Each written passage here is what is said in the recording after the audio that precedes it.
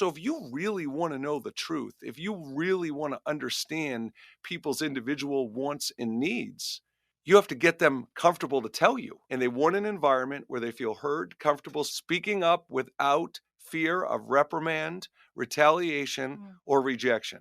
So if companies are going to start prioritizing psychological safety, where do they start?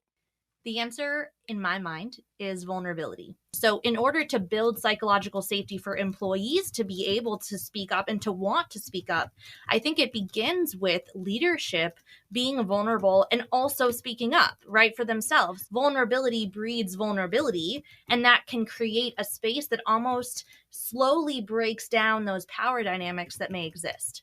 Typically, if someone comes to you and says, "Hey, I'm having a really hard time with whatever," if you immediately respond with, "Yeah, like I've experienced that too," it can sometimes be invalidating because you haven't experienced their exact thing. But what you could say to them is, "Hey, I know a lot of people have had similar experiences. I'm one of them. Would it be helpful if I shared my experience and also how I coped with it?"